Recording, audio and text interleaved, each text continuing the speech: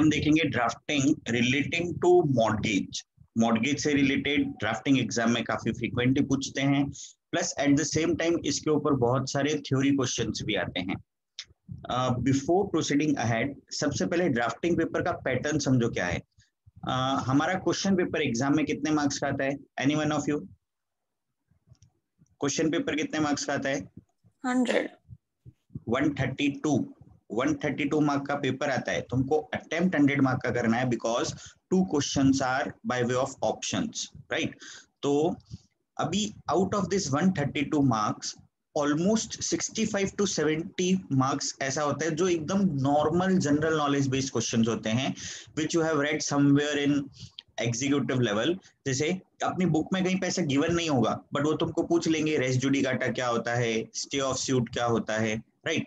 जैसे types of mortgage का कोई डिफरेंशिएट बिटवीन पूछ लिया, थ्योरी क्वेश्चंस के वे में कुछ भी आ सकता है।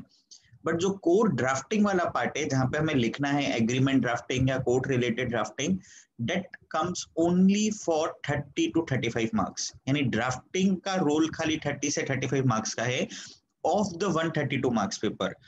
तो रिमेनिंग पेपर 65-70 एकदम जनरल नॉलेज जो हमें ऑलरेडी आता होगा, प्लस 20 to 30 मार्क्स का पेपर ऐसा रहेगा जो टेक्निकल होगा या कोई दूसरे सब्जेक्ट को बिलोंग करेगा। तो उस हिसाब से हमें प्रिपरेशन करना है। सो वेरी फर्स्ट प्रिपरेशन हम जो कर रहे हैं ड्राफ्टिंग का, जो हमने बेसिक देखा, ड्राफ्टिंग रिलेटेड पार्ट थोड़ा करेंगे, बट साथ साथ में हम वो थ्योरी पे फोकस करेंगे। तब जैसे मॉर्गेज है, मॉर्गेज से रिलेटेड क्या क्या थ्योरी है, ये सारा पार्ट हमको आज कवर करना है। देन उसके बाद हम ड्राफ्टिंग ऑफ मॉर्गेजेस देखेंगे। क्लियर? सबको याद है? Yes sir.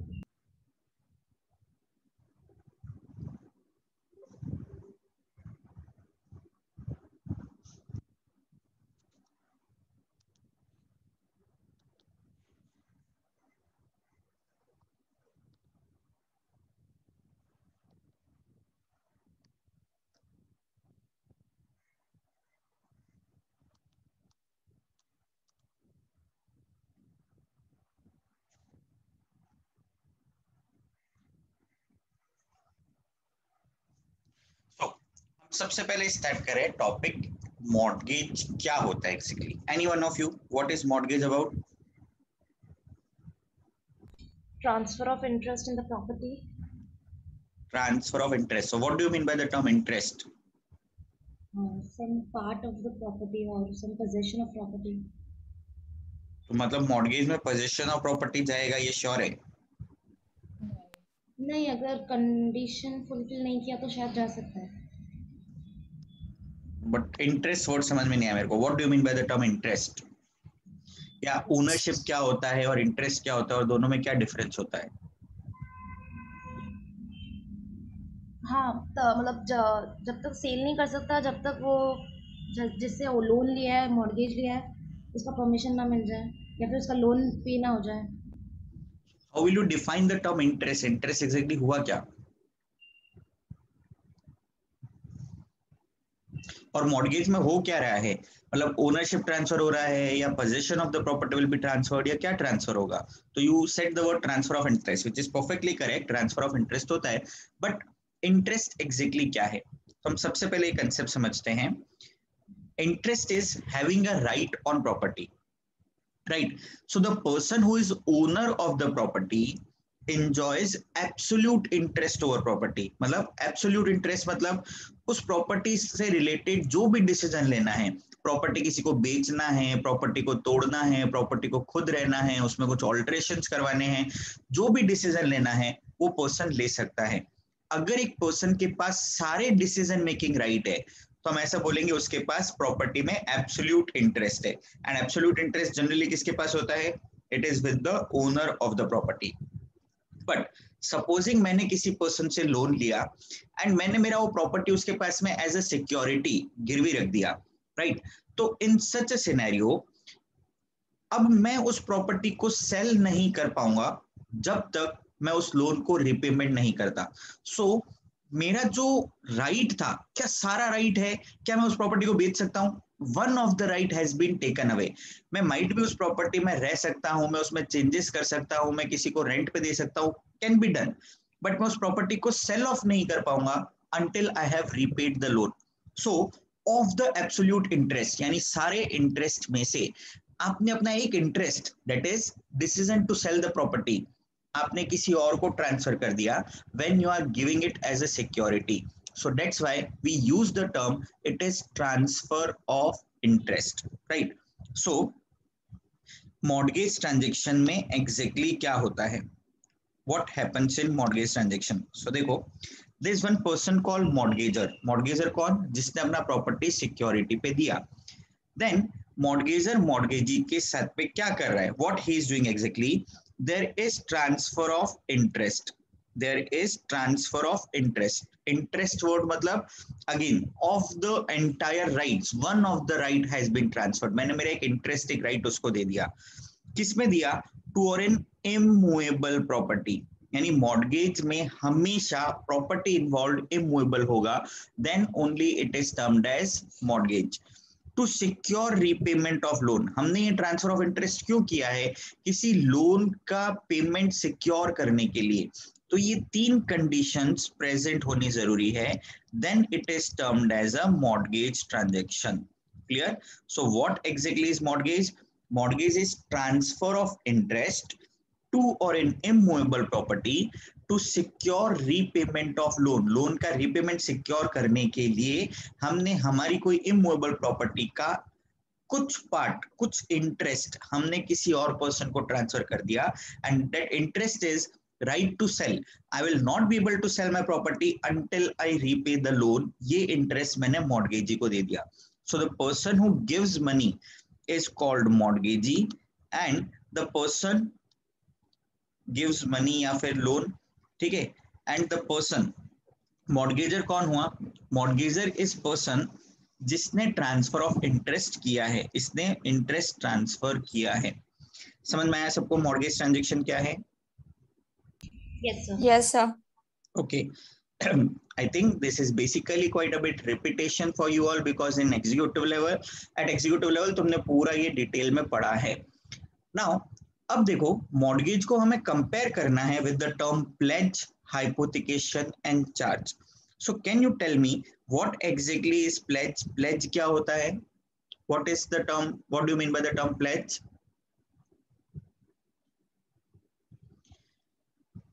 प्लेज में भी हम ऐसे देखते हैं कि दो पार्टीज होती है. प्लेज को इंग्लिश लॉ में हम पोन भी बोलते हैं. So that's why the person who transfers the interest is termed as pawnor, and जिसको ट्रांसफर किया हम उसको बोलते हैं पोनी, राइट. सो प्लेज भी मॉर्गेज जैसा ही ट्रांजेक्शन है, खाली डिफरेंस क्या होगा? Pledge is transfer of interest to और in movable property to secure repayment of loan. यानी प्लेज जो क्रिएट होता है वो मूवेबल प्रॉपर्टी पे क्रिएट होता है. मॉर्गेज जो क्रिएट होगा that will be created on immovable property, right. Now next, what is hypothecation? Hypothecation exactly क्या होता है? तो अगेन हाइपोथिकेशन ट्रांजैक्शन में क्या होगा कि एक पर्सन कोई पर्टिकुलर प्रॉपर्टी परचेज करने के लिए लोन लेता है, कोई पर्टिकुलर प्रॉपर्टी परचेज करने के लिए लोन लेता है, and the same property for which loan is taken is given as a security. तो हम उसको हाइपोथिकेशन ट्रांजैक्शन बोलेंगे. द प्रॉपर्टी जो मतलब लोन लिया हमने, I wanted to purchase a plant and machinery, right. तो 3 करोड़ का प्लांट एंड मशीनरी था, मैंने बैंक से लोन लिया. लोन किस चीज के लिए लिया? वो प्लांट एंड मशीनरी परचेज करने के लिए. And the same plant and machinery has been hypothecated to bank, यानी इन अदर वर्ड जो प्रॉपर्टी परचेज करने के लिए लोन लिया हम उसी को सिक्योरिटी पे रख देते हैं. बहुत सारी कंपनी जैसे वर्किंग कैपिटल का लोन लेता है, वर्किंग कैपिटल, राइट, फंड्स के लिए वर्किंग कैपिटल के लिए लोन ले रहे हैं. तो एक वर्किंग कैपिटल का आउटकम क्या होता है? हम नॉर्मली ऐसा फाइनेंस टर्म में, अकाउंट्स टर्म में देखते हैं ना, वर्किंग कैपिटल क्या होता है? बिजनेस करने के लिए. तो बिजनेस का आउटकम क्या है? Finish goods, product, that is stock, inventory. So तुमने ऐसे सुना होगा, बहुत कॉमन टर्म्स में बोलते हैं hypothecation of stock. So when a company takes a working capital loan, वो अपना जो स्टॉक होता है उसको एज अ सिक्योरिटी रखता है कि वो स्टॉक बेच के जो भी पैसा आएगा पहले रिपेमेंट करेंगे, और अगर नई कंपनी रिपेमेंट कर पा रहा है तो वो स्टॉक पे राइट बैंक का हो जाएगा. तो ये बेसिकली हाइपोथिकेशन ऑफ स्टॉक की कैटेगरी में आता है. सो हमने मॉर्गेज देखा, हमने प्लेज देखा, हमने हाइपोथिकेशन देखा. Now the next term is charge. what exactly is charge. In all these transactions, चाहे mortgage हो, pledge हो या hypothecation हो, the effect was we are taking loan, मतलब हम लोन ले रहे हैं and security दे रहे हैं, मतलब it is done simultaneously. Whereas charge एक ऐसा ट्रांजेक्शन है जहां पे ऑलरेडी हम पैसा ले चुके हैं, that person might be creditor या पहले उसने कुछ लोन दिया होगा, at that point of time might be वो अनसिक्योर्ड होगा, क्या होगा, and after later on we are giving something as a security, जहां पे हम चार्ज में बोलते हैं हम राइट टू फर्स्ट पेमेंट दे रहे हैं, मेरा प्रॉपर्टी है, मेरे पास ही रहेगा, I will use the property, property बेचने का राइट भी मेरे पास ही रहेगा, बट प्रॉपर्टी बेच के जो भी प्रोसीड्स आएंगे सबसे पहले पेमेंट मैं उस चार्ज होल्डर को करूंगा. So charge is basically right to first payment, पहले उसका पेमेंट होगा, बाद में किसी और का पेमेंट होगा. तो ऐसे चार्ज भी हम डिटेल में दूसरे टॉपिक्स में देखेंगे. दो टाइप के चार्ज होते हैं, fix, floating. Everything has been done at executive level, यहाँ पे खाली हम रिपीटेशन के वे में समझ रहे हैं. सो चार्ज बेसिकली वहां पे इंटरेस्ट ट्रांसफर नहीं हो रहा, charge is not transfer of interest, right. Charge में simply right to first payment है, whereas mortgage, pledge इन सब में ट्रांसफर ऑफ इंटरेस्ट होता है to secure repayment of loan. So mortgage, pledge and hypothecation, all the three transactions are to secure repayment of loan, whereas charge के अंदर we are giving a security to a creditor. Creditor क्यों बोल रहा हूँ? Because the person has already given money to me by way of some, मतलब like goods के वे में हो सकता है, money terms में हो सकता है, कैसे भी हो सकता है, and उसका पेमेंट सिक्योर करने के लिए हमने उसको चार्ज दिया, that is right to first payment. सबको क्लियर है यहाँ तक? Yes, sir. All the Yes, four sir. terms clear? All the four terms clear? किसी को भी कुछ भी डाउट है तो immediately ask me.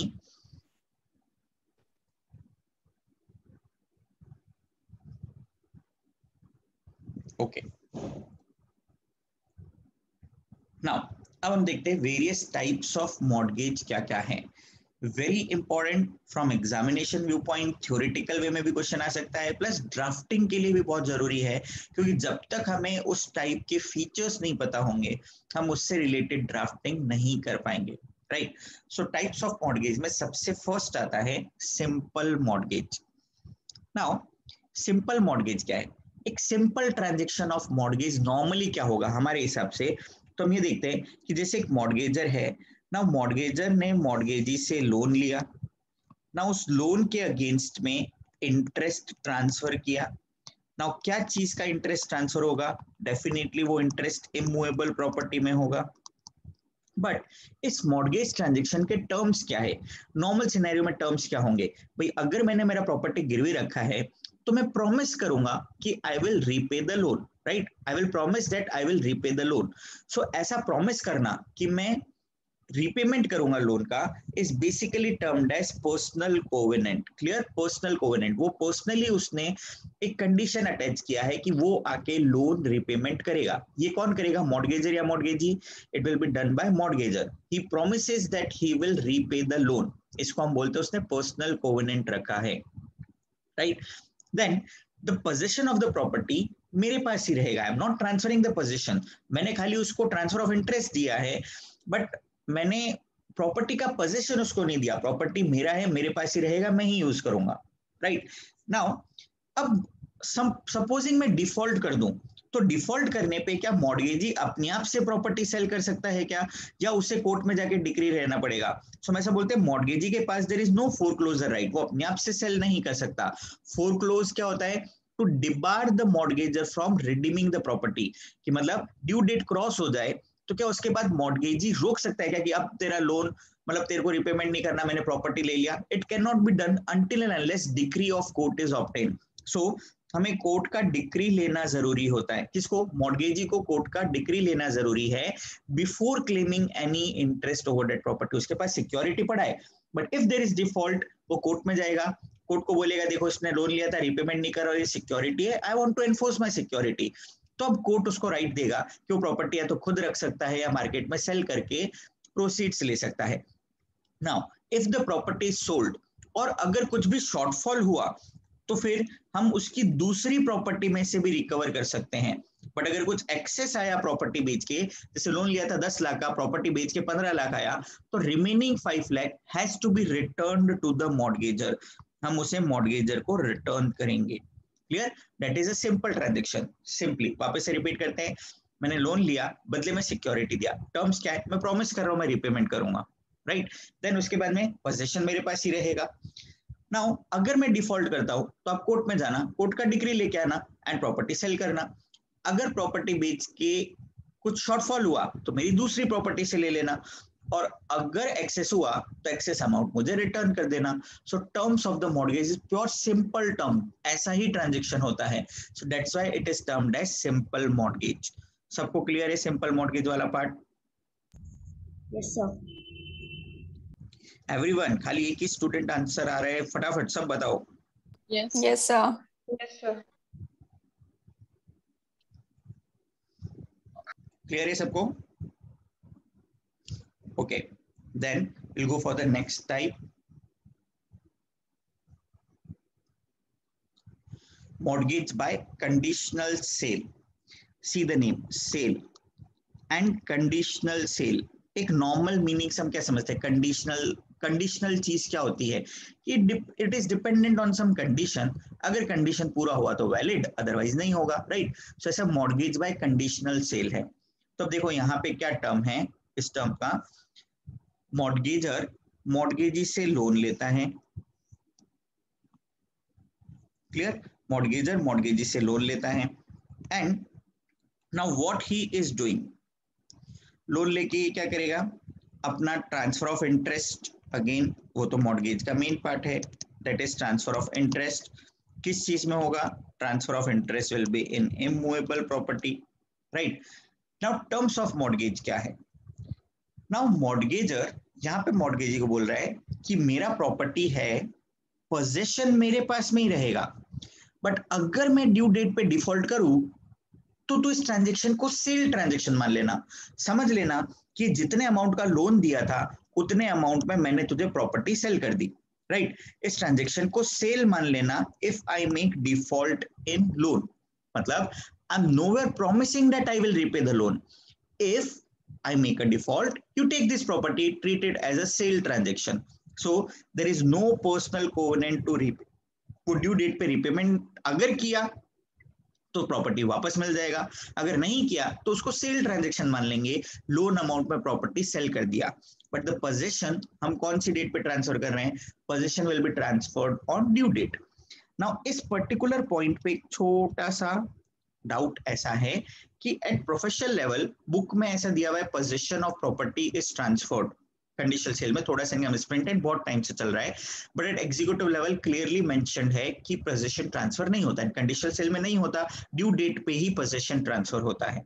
देन उसके बाद अब देखो यहाँ पे क्योंकि वो पोस्टल कोवेनेंट दे ही नहीं रहा है रिपेमेंट के लिए, तो मॉर्गेजी के पास में फोरक्लोजर राइट है, यानी ड्यू डेट पे अगर डिफॉल्ट हुआ तो obviously he will exercise his right की प्रॉपर्टी सेल हो गया, मैंने जो अमाउंट लोन दिया था उतने में मैंने प्रॉपर्टी परचेज कर लिया, सो उसके पास फोरक्लोजर राइट है, उसे कोर्ट में जाके कुछ ऐसा डिग्री लेने की जरूरत नहीं है, क्योंकि the transaction is to be treated as a sale transaction, clear? So court में जाके कोई डिग्री लेने की जरूरत नहीं होती है।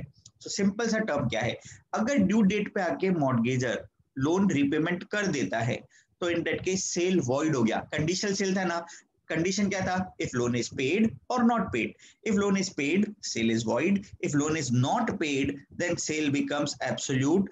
अब मॉर्गेजर को अपना प्रॉपर्टी भूल जाना है, it is simply a transaction as कि उसने प्रॉपर्टी सेल कर दिया है मॉर्गेजी को एट द लोन अमाउंट। समझ में आया सबको यहाँ तक क्या है कंडीशनल सेल? सर ऐसे भी हो सकता है ना कि प्रॉपर्टी का वैल्यू ज़्यादा है और लोन का वैल्यू कम है, तो फिर वो एक्सेस अमाउंट नहीं देगा?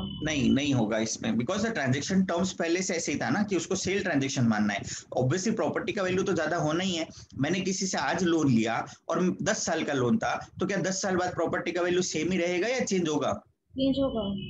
तो मैंने 10 साल पहले लोन दिया था तो अभी लोन का अमाउंट तो माइट भी 50 लाख ही था, और बट 10 साल बाद प्रॉपर्टी का वैल्यू 1 करोड़ है, तो मेरा लोन का भी तो अमाउंट कुछ होता था ना, इंटरेस्ट और वो सब करके, तो वो वैल्यू, तो it is treated as a sale transaction, क्योंकि मैंने इतने टाइम पहले ही आपको लोन दिया था, तो इसके लिए एक्सेस अमाउंट कुछ भी यहाँ पे रिटर्न नहीं करना है।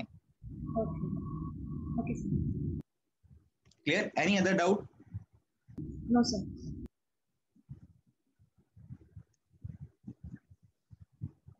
This was mortgage by conditional sale.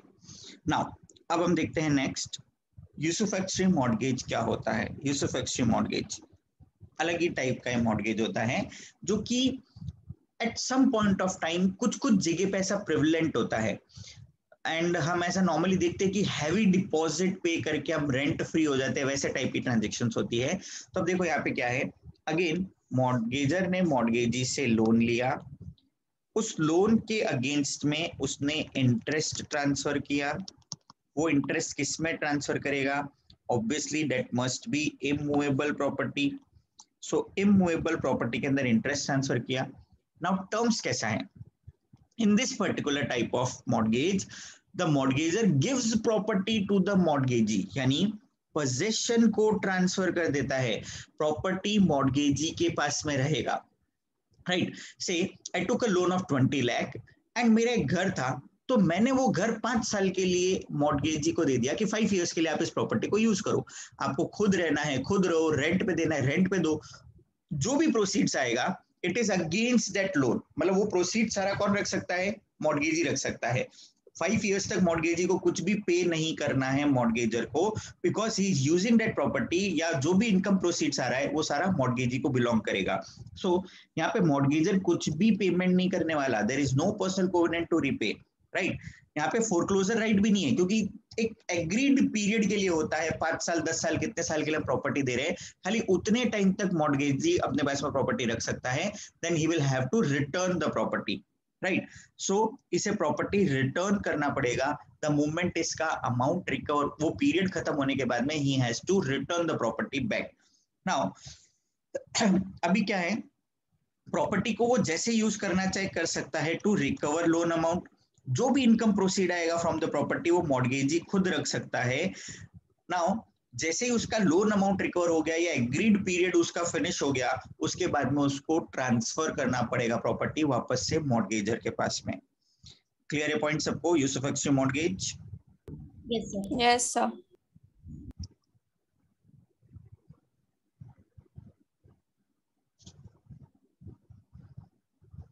Now next है इंग्लिश मॉर्गेज। इंग्लिश मॉर्गेज क्या होता है, सो सेम, मॉर्गेजर ने मॉर्गेजी से लोन लिया, लोन के बदले में इंटरेस्ट ट्रांसफर होगा, वो इंटरेस्ट किस में होगा, इमूवेबल प्रॉपर्टी में होगा।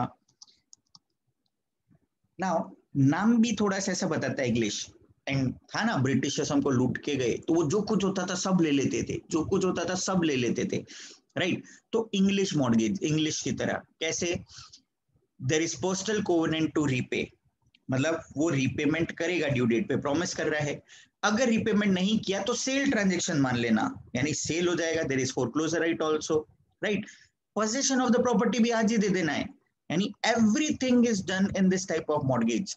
हमने पोजीशन भी आज ही दे दिया, मैं प्रॉमिस कर रहा हूं मैं ड्यू डेट पे रीपेमेंट करूंगा, एंड इफ आई फेल आप उस प्रॉपर्टी को रख लेना, that will be treated as a sale transaction. So all the features are present, सब कुछ होगा इंग्लिश मॉर्गेज के अंदर। कोर्ट का कोई डिग्री लेने की जरूरत नहीं है, क्यों जरूरत नहीं है, क्योंकि फोरक्लोजर राइट है। फोरक्लोजर क्या होता है, to debar the mortgagor from redeeming the property, की मॉर्गेजर रिडीम करवा सकता है नहीं करा सकता, अगर डिफॉल्ट हुआ तो it is a sale transaction, तो उसके बाद में हम रिडीम नहीं करवा सकते हैं। क्लियर यहाँ तक पॉइंट। तो ये जो मॉर्गेज है हम देखेंगे तो कंडीशनल सेल जैसा है, क्योंकि हमें वहां पे क्या करना है, सेल ट्रांजैक्शन मान लेना है, अगर डिफॉल्ट हुआ तो, और अगर रीपेमेंट किया तो सेल वॉइड हो जाएगा, कंडीशनल सेल जैसा है। But there is two difference, conditional sale और इंग्लिश मॉर्गेज में दो डिफरेंस है। कंडीशनल सेल में क्या पर्सनल कोवेनेंट था, क्या, there was no personal covenant, but यहाँ पे पर्सनल कोवेनेंट है। In conditional sale possession transfer होता था क्या, नहीं होता था, बट यहाँ पे पोजीशन भी ट्रांसफर हो रहा है। So in conditional sale personal covenant या पोजीशन ट्रांसफर नहीं होता था, there was no personal covenant, possession transfer नहीं होता था, बट इंग्लिश मॉर्गेज में सब कुछ होगा, because it is treated as a sale transaction, तो उसको कभी कभी कंडीशनल सेल से कंपेयर भी किया जाता है। सबको समझ में आया इंग्लिश मॉर्गेज क्या है? Yes, sir. Any doubt? No.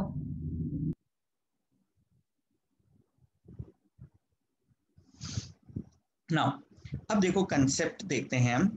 एक टर्म आता है अटेस्टेशन। अटेस्टेशन मतलब विटनेस चाहिए होता है, विटनेस का साइन चाहिए होता है, राइट। और एक टर्म आता है रजिस्ट्रेशन। ये जो दो चीजें हैं इनको हम बेसिकली बोलते हैं फॉर्मेलिटीज ऑफ ट्रांसफर। हमें कुछ फॉर्मेलिटीज फुलफिल करनी पड़ती है, राइट। तो ये जो फॉर्मेलिटीज है मॉर्गेज के केस में it is mandatory. Attestation and registration दोनों मैंडेटरी होता है मॉर्गेज के केस में। Why so? ऐसा क्यों? देखो एक सिंपल टर्म में, जैसे एक पर्सन किसी दूसरे पर्सन को अपना प्रॉपर्टी देता है एंड दूसरा पर्सन प्रॉपर्टी के अगेंस्ट में उसको मनी देता है, राइट। सेल ट्रांजैक्शन क्या होता है? एक पर्सन ने अपना प्रॉपर्टी दिया, दूसरे पर्सन ने कंसिडरेशन पे किया, मनी। नाउ मॉर्गेज में भी क्या हो रहा है? मॉर्गेज में भी हम हमारा प्रॉपर्टी दे रहे हैं एंड सामने वाला पर्सन बदले में हमें लोन देता है, बट वो लोन क्या टर्म्स में होता है? मनी टर्म्स में होता है। So it is similar to sale transaction. Sale transaction जैसा ही है, राइट। बट डिफरेंस क्या है? सेल में there is transfer of ownership. Sale में there is transfer of ownership, whereas mortgage के अंदर हम ओनरशिप नहीं देते, खाली ट्रांसफर ऑफ सम इंटरेस्ट कर रहे हैं, एक राइट दे रहे हैं जब तक हम लोन रिपेमेंट नहीं करते तब तक। So there is only transfer of interest. But क्योंकि ये सेल ट्रांजेक्शन के सिमिलर दिखता है, कल को मॉर्गेजर ऐसा बोल सकता है देखो मैंने उसको वो पेमेंट किया था और इसने मुझे घर बेच दिया, इसने मुझे प्रॉपर्टी बेच दिया है, राइट। आज की डेट पे तो लोन ट्रांजेक्शन बोल के हुआ, कल को 4-5 साल बाद जाके mortgagee can say that I have paid the money, देखो मेरा बैंक अकाउंट मैंने इसको पेमेंट करा है, राइट, एंड इससे मुझे प्रॉपर्टी सेल कर दिया था। तो there is a confusion whether वो सेल ट्रांजेक्शन हुआ था या मॉर्गेज हुआ था। So to have that thing what was the intention of the party, हमें ऐसे विटनेस रखना जरूरी होता है जो साइन करेंगे डॉक्यूमेंट में। तो विटनेस बताएगा पार्टी का इंटेंशन क्या था, बेचने का इंटेंशन था या प्रॉपर्टी को एज ए सिक्योरिटी गिरवी रखने का इंटेंशन था। सो that's why attestation is a mandatory formality for mortgage transaction. समझ में आएगा पॉइंट क्या है? अटेस्टेशन एक बहुत ही नेसेसरी फॉर्मेलिटी है, विटनेस के साइन होने जरूरी है इन मॉर्गेज ट्रांजैक्शन। नाउ हम रजिस्ट्रेशन एक्ट में देखते थे कोई भी प्रॉपर्टी पे मतलब राइट, टाइटल या इंटरेस्ट, राइट, टाइटल या इंटरेस्ट, अगर कोई इमूवेबल प्रॉपर्टी जिसका वैल्यू 100 या उससे ऊपर है, अगर वो क्रिएट होता है, डिक्लेयर होता है,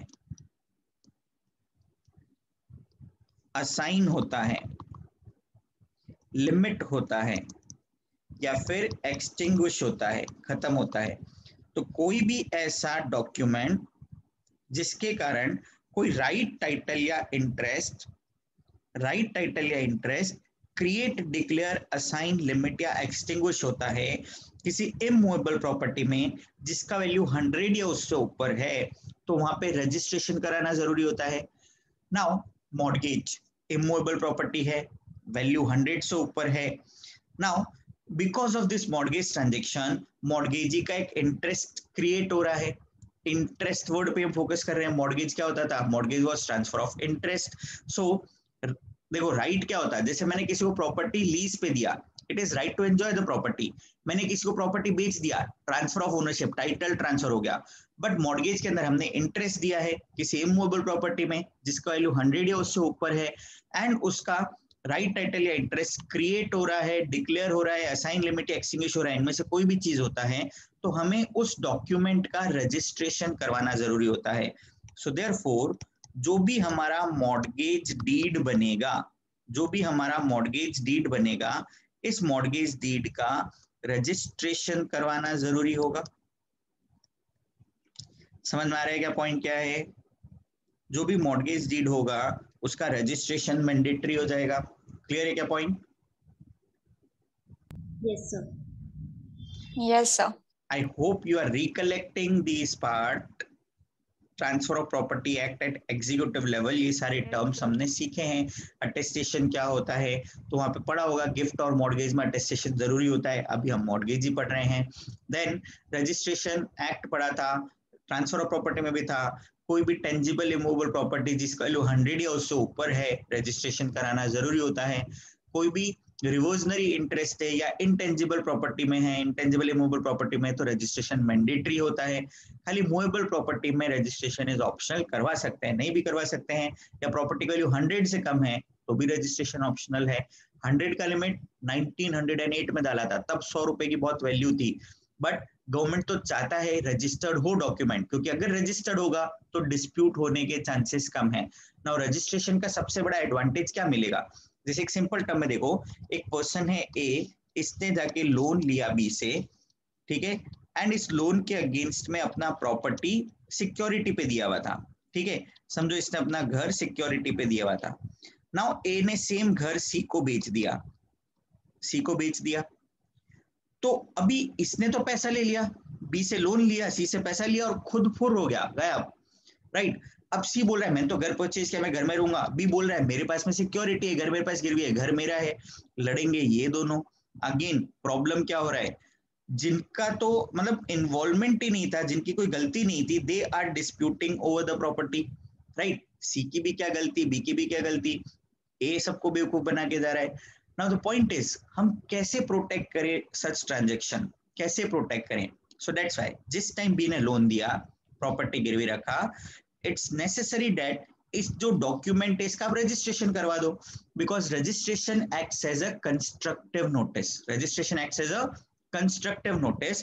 कोई भी पर्सन अगर प्रॉपर्टी परचेज कर रहा है, अगर ये रजिस्टर ऑफिस में जाके इंक्वायरी करता तो उसे पता लग जाता है ये प्रॉपर्टी पे तो ऑलरेडी लोन पेंडिंग है, सो he will ask him to repay the loan first and then purchase the property, क्योंकि कंस्ट्रक्टिव नोटिस होता है, हर बायर को पहले जाके इंक्वायरी करना है प्रॉपर्टी किसके नाम पे रजिस्टर्ड है। सो अगर मॉर्गेज रजिस्टर्ड होगा, अगर मॉर्गेज रजिस्टर्ड होगा तो ऐसे फ्रॉडुलेंट ट्रांजैक्शन से बच सकता है ये पर्सन, राइट, कोई भी सब्सिक्वेंट परचेजर बच सकता है। So that is the reason mortgage transaction में रजिस्ट्रेशन करवाना जरूरी होता है। समझ में आया सबको ये कंसेप्ट यहाँ तक? Yes sir. Yes, sir.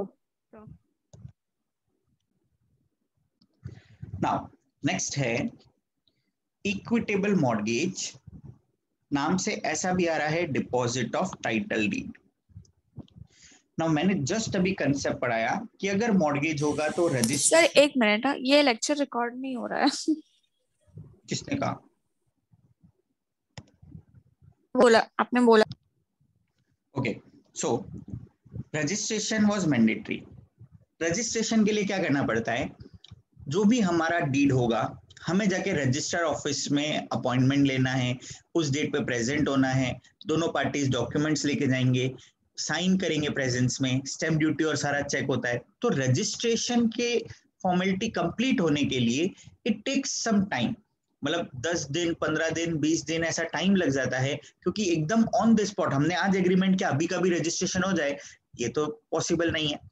But real life में there might be certain situation जहां पे एक पर्सन को समझो अर्जेंट बेसिस पे लोन चाहिए, पर्सन रिक्वायर्स लोन इमीडिएटली, उसको पैसा चाहिए, बट कोई भी मॉर्गेजर, कोई भी mortgagee, he will not give the loan until the document is registered। Reason, क्योंकि बिना रजिस्ट्रेशन के उसको कोई भी सिक्योरिटी नहीं मिल रहा है ना, तो वो बोलेगा भी पहले रजिस्ट्रेशन कराओ फिर लोन ले लो, तो उसमें तो 10-15 दिन का टाइम गैप निकल जाएगा। The person is in urgent need of money, तो क्या करे? तो अब देखो जो नेक्स्ट टाइप ऑफ मॉर्गेज है वो इसी चीज से डील करता है, as the name suggest deposit of title deed, इसको हम इक्विटेबल मॉर्गेज भी बोलते हैं। Now what happens in this type of mortgage, mortgager ने मॉर्गेजी से लोन लिया एंड उसमें अपने घर के जो टाइटल डीड्स थे, यानी जो ओरिजिनल पेपर है which proves that he is the owner, तो व्हाट ही डज इज ये अपने टाइटल डीड्स मॉर्गेजी को दे देता है, क्योंकि ओरिजिनल पेपर अगर मॉर्गेजी के पास में है तो ये अगर किसी को भी जाके सेल करेगा तो बिना ओरिजिनल पेपर के क्या ये सेल कर पाएगा क्या? No sir. He will not be able to sell the property because he is not having original papers। समझ में आ रहा है पॉइंट क्या है? सो अगर टाइटल डीड हमने मॉर्गेजी के पास में रख दिया, ये बाय डिफॉल्ट अपना प्रॉपर्टी किसी और को सेल नहीं कर पाएगा, क्या ये सिक्योर्ड हो गया? क्या is it secured? Yes papers अगर इसके पास पड़े हैं तो पैसा सिक्योर्ड है इसका, कोर्ट में जाके कभी भी बोल सकता है देखो इसने पेपर्स मेरे पास में गिरवी रखे थे क्योंकि मैंने इसको लोन दिया था।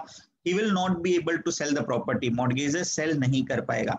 नाउ अब इमीडिएटली लोन देना है, लोन दे सकते हैं by taking the title deeds, right? Title deeds लेके हमने इमीडिएटली लोन दे दिया, but it does not mean कि हम उस ट्रांजेक्शन को ऐसे ही छोड़ दें। इन ऑर्डर टू सिक्योर, क्योंकि कल को जाके उसने कुछ और पेपर्स बना लिए या कुछ और हो गया, तो हमें इसका रजिस्ट्रेशन करवा देना चाहिए। सो अब रजिस्ट्रेशन हम कभी भी करें, 4 महीने में कभी भी करा सकते हैं रजिस्ट्रेशन, हमें टाइम मिल गया, बट वो जो इमीडिएट प्रॉब्लम था वो सॉल्व हुआ। So it takes the form of simple mortgage, यानी अब ये पर्सनल कोवेनेंट दे रहा है कि रिपेमेंट करेगा, जब भी रिपेमेंट करेगा मेरे टाइटल डीड्स मेरे को वापस दे देना, राइट? पोजीशन नहीं दिया है हमने, प्रॉपर्टी का पोजीशन नहीं दिया है, प्रॉपर्टी के टाइटल डीड्स ही डिपॉजिट किए हैं, right? Now there is no foreclosure right, जब भी लोन रिपेमेंट होगा तो इन दैट केस उसे रिटर्न करना पड़ेगा, और अगर लोन में डिफॉल्ट होता है तो कोर्ट में जाके डिक्री लाना पड़ेगा, देन प्रॉपर्टी अपने नाम पे करवाएगा एंड सेल कर सकता है वो किसी और को कोर्ट का डिक्री लेके। So this type of mortgage is generally preferred bye all lenders, मतलब हर कोई लेंडर ऐसा ही करता है, पेपर्स अपने पास में रख लेता है क्योंकि डबल सिक्योरिटी हो गया, वो किसी को भी मार्केट में जाके सेल नहीं कर पाएगा अनटिल पेपर्स उसके पास नहीं हो ओरिजिनल, राइट?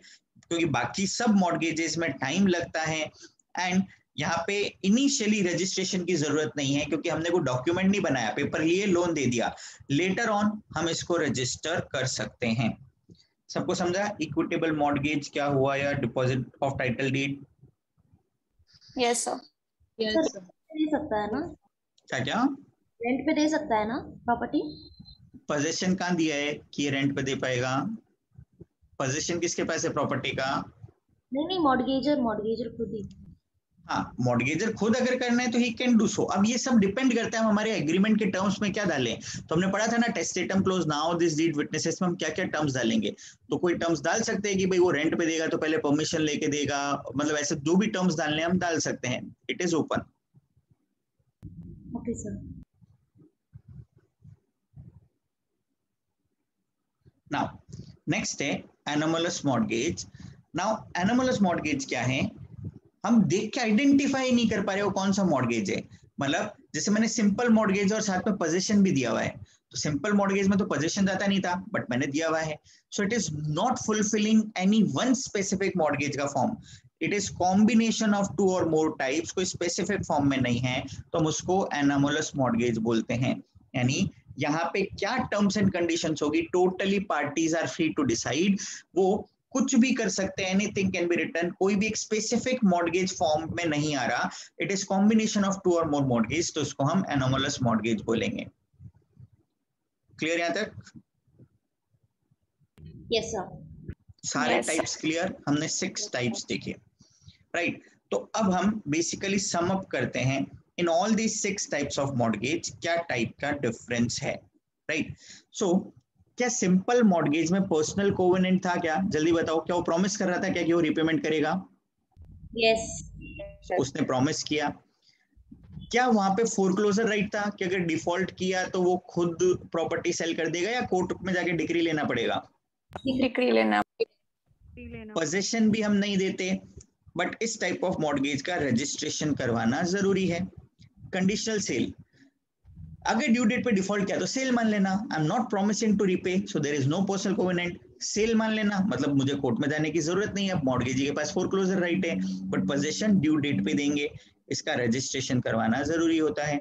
यूसुफक्सी मॉर्गेज, मैंने प्रॉपर्टी का पोजीशन ही दे दिया, प्रॉपर्टी तू रख ले, जो भी इनकम आता है उससे अपना रेंट इंटरेस्ट रिकवर कर लेना, जिस दिन रिकवर हो जाए मुझे वापस दे देना, स्पेसिफाइड ड्यूरेशन है उसके लिए, राइट? सो मैं कुछ भी पे नहीं करने वाला, there is no personal covenant, property return करना पड़ेगा आफ्टर द स्पेसिफाइड पीरियड, वो हमेशा के लिए नहीं रख सकता है, so there is no foreclosure right, इसका भी रजिस्ट्रेशन करवाना जरूरी है।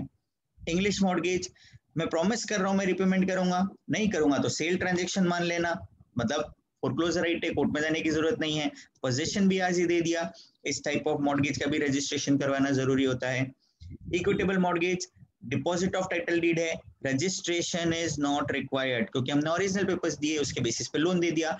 लेटर ऑन हम इसको सिंपल मॉर्गेज में कन्वर्ट कर सकते हैं और रजिस्ट्रेशन करवा सकते हैं later on, right. Anomalous mortgage, यहाँ पे कोई भी फिक्स फॉर्म नहीं है, कुछ भी हो सकता है, parties are free to decide the terms and conditions, but इसका रजिस्ट्रेशन करवाना जरूरी होगा। समझ में आया सबको? Yes, sir. पक्का एकदम क्लियर, अच्छे से एनालाइज करो, कुछ भी डाउट है तो मेरे को पूछो। Read this table once again, क्योंकि इस पे ड्राफ्टिंग हमारा बहुत इजी हो जाएगा, क्योंकि 4 पॉइंट्स तो ड्राफ्टिंग के हमारे इसी के अंदर हो गए।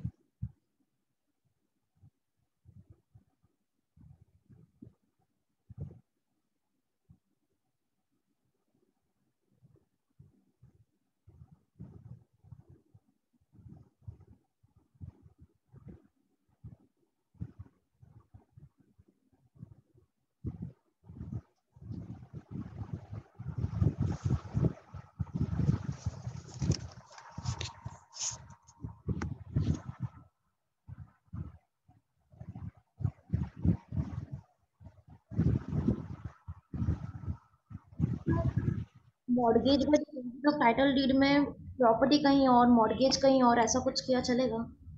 क्या क्या? वापस repeat. Mortgage bye deposit of title deeds में प्रॉपर्टी कहीं और है और मॉर्गेज कहीं और किया चलेगा? कैसे? मुंबई में प्रॉपर्टी है, राजस्थान में ये किया है, मॉर्गेज की। हाँ हाँ, कैन बी डन, कहीं का भी हो सकता है, इवन अदर फॉर्म्स में भी कहीं पे भी हो सकता है ना, ऐसा जरूरी थोड़ी है। आज मैं बॉम्बे में बैठा हूँ, मैंने तुमको बॉम्बे में लोन दिया, बट तुमने जो सिक्योरिटी दिया वो मेरे को से राजस्थान का प्रॉपर्टी था, तो इट कैन बी डन। तुम डिफॉल्ट करोगे तो मैं प्रॉपर्टी ले लूंगा, ये तो मुझे देखना है ना उस प्रॉपर्टी का वैल्यू उतना है या नहीं है, क्या है, कहीं पे भी हो सकता है प्रॉपर्टी। अब क्वेश्चन ये आता है हम रजिस्ट्रेशन किधर कराएंगे, तो रजिस्ट्रेशन तो उधर ही होता है जहाँ पे प्रॉपर्टी सिचुएटेड है। Yes sir. इमूवेबल प्रॉपर्टी के केस में वैसे ही होता है ना। इसका भी लॉजिक बताओ, क्यों वहां पे होना जरूरी है जहाँ पे इमूवेबल प्रॉपर्टी सिचुएटेड है? हाँ हाँ इसका रीजन बताओ कि व्हाई रजिस्ट्रेशन इज डन, कहाँ पे प्रॉपर्टी सिचुएटेड है।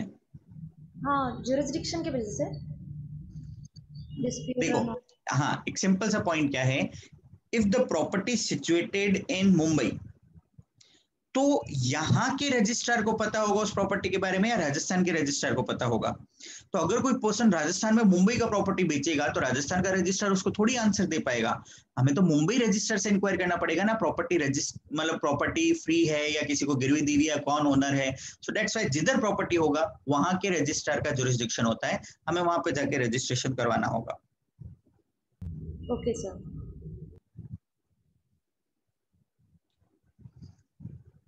क्लियर है सबको यहाँ तक?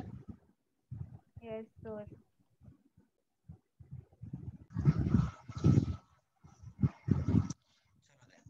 आगे नेक्स्ट देखते हैं, कुछ अदर फॉर्म्स ऑफ मॉर्गेजेस क्या क्या रहते हैं। तो उसमें फर्स्ट आता है cuisine mortgage. Now what is this mortgage? एक ही प्रॉपर्टी को दो बार मॉर्गेज पे रख देना, मतलब सेम प्रॉपर्टी को पहले एक मॉर्गेजी को दिया, बाद में किसी को दिया, might be same also, but एक ही प्रॉपर्टी को दो बार मॉर्गेज पे देना, it is termed as puisne mortgage. अब यहाँ पे अगर समझो मॉर्गेजर डिफॉल्ट करता है, से प्रॉपर्टी बेच के जो पैसा आया, फर्स्ट मॉर्गेज पे लोन अमाउंट था 20 लाख, सेकंड मॉर्गेज पे अमाउंट था से 10 lakh, right. Same property x से प्रॉपर्टी एक्स बेच के 50 लाख आया, तो प्रॉब्लम ही नहीं था, इसको 20 मिल जाएगा, इसको 10 मिल जाएगा, बचा हुआ मॉर्गेजी को वापस, मॉर्गेजर को वापस मिल जाएगा। बट से प्रॉपर्टी एक्स बेच के खाली 25 लाख ही आया, 25 लाख ही रिकवर हुआ, तो अभी क्या हम उसको प्रोपोर्शनेटली डिवाइड करेंगे? The answer is no. First mortgagee gets priority, इसको पूरा 20 लाख मिलेगा, एंड जो बच गया वो ही सेकंड मॉर्गेजी को मिलेगा। First mortgagee gets priority in case of default. समझा सबको ये पॉइंट क्या है? Yes, sir.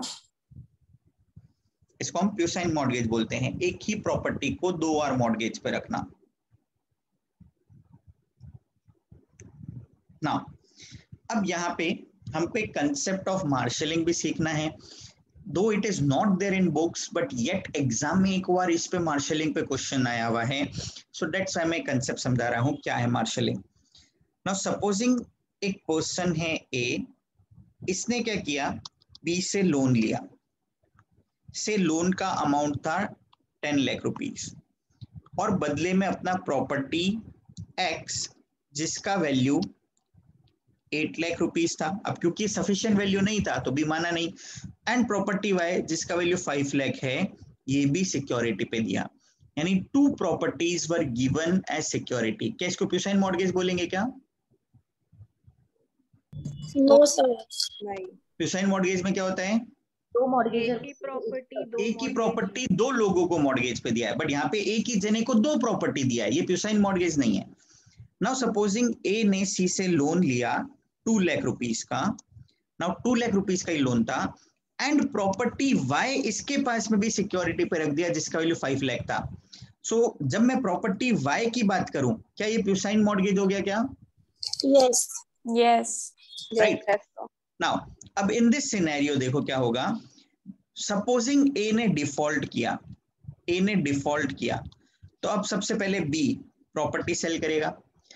तो बी कौन सा प्रॉपर्टी पहले सेल करने का ट्राई करेगा? कौन सा प्रॉपर्टी पहले सेल करेगा, कौन सा बाद में करेगा? एक्स पहले करेगा, वाई फर्स्ट. एक्स. ओके, क्यों वाई पहले करेगा? किसी ने आंसर दिया? क्योंकि सर मतलब वो सी को भी मॉर्गेज किया है ना, वही सेम. और वाई के केस में उसको प्रायोरिटी मिल जाएगा, सारा पेमेंट उसको पहले मिलेगा. और फिर एक्स तो में से वैसे उसको मिल भी जाएगा. और एक्स तो वैसे भी सिर्फ उसके पास ही है, तो एक्स तो सिर्फ उसके पैसे पास ही है. मिलेंगे. सो ऑब्वियसली बी ऐसा करना चाहेगा. राइट. ये बी है ना एकदम इसी की तरह सोचता है. राइट. जैसे कौन था स्टूडेंट?